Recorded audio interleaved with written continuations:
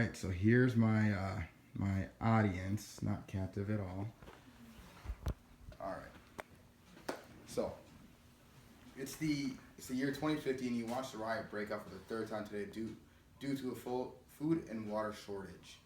You wonder if this problem could have been avoided if it was addressed in the early 21st century. Well, my name is Chris Mitchell, and I want to go over why we should colonize other planets or start making the steps to being able to colonize other planets. So by putting plans into motion to start human migration to other planets, it will benefit your family in the future, and as well as it affects everyone globally as a species. By funding and increasing funding and to the appropriate programs that are going on currently, as well as starting up new programs, will help us identify planets to start colonization.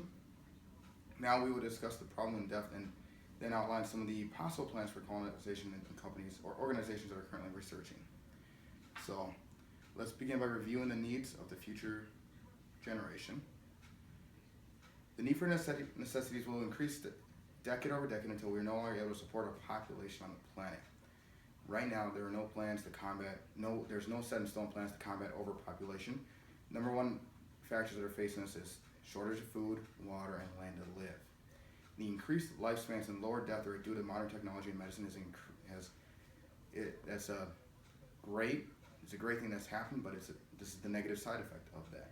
Population growth and the effect of the rise of population growth has affected the rise and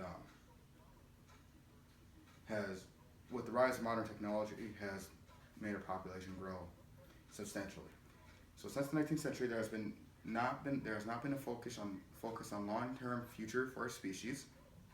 The problem affects our species as well as all the other species on the planet. It will also affect us in the future, as well as every other species on our planet, because the way we're currently going, we are killing off more species that can be developed by Mother Nature that can evolve. Lack of planning for overpopulation and global warming will doom our species. Currently, the modern nations are not feeling or lacking any resource for their populations. There are less modern countries that are already struggling and suffering from the lack of food or water. There will be riots stemming from the food, water, and medicine shortage in the coming decades. There physically will not be enough space on the planet for our population to grow. As I stated earlier, by funding or continued funding of the research into technologies that allow us to travel the skies and terraform other planets or create ecosystems on other planets will secure our future as a species. So this is a quote from one of my works I did. By spreading our ecosystem and our civilization to other worlds, we increase the chances that mankind will live to explore the stars. This has yet to be developed, and so far this is just a theory. This is yet to be developed and to be fully tested, but has been hypothesized, and that we will first start by creating self-sustaining ecosystems within a man-made dome until we are able to successfully terraform a planet. There was actually one and a half tests, almost 2 tests done, called the biosphere. The way we'll start this is we'll start by implementing and building upon our findings with the biosphere experiments to be used in the harshness of space. The biosphere experiments of the 1990s to 1993 were deemed a failure, but provided important information needed to create a habitable, artificial environment, and then transitioning to orbital colonies as well. By focusing on space-provided commodities, as well as influencing orbital tourism, then we can fund the research needed for space travel and eventually colonization, starting with orbital and then other planets. The change can be reasonably adapted if the right government leaders understood the benefits of space. For example, the ISS, or the International Space Station, provides about 80 kilowatts continuously from an acre of solar arrays.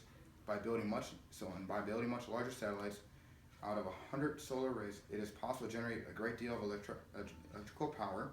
This can be converted to microwaves and beamed to Earth to provide electricity with absolutely no greenhouse gas emissions or toxic waste of any.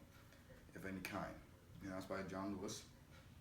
With Money in the Sky, Untold Riches and Planets, estimates the current market value of the metals in a nearby asteroid is about 20 trillion. There's about $8 trillion worth of iron and nickel, and 6 trillion worth of cobalt, and 6 trillion worth of platinum group. The reason why this has happened before, when the British colonized America in 1776, there were resources that the civilization needed.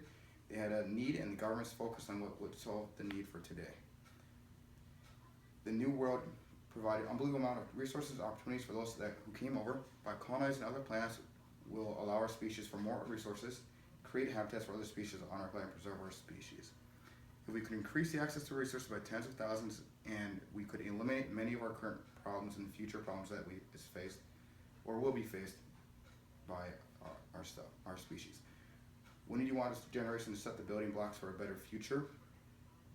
We could be like the ironworkers who built the railroads of the America. So, when do you want to be the generation that set the building blocks for a better future? We could be like the iron workers who built the railroads for America, but into the stars. So, that is my reason for why we should start colonizing other planets.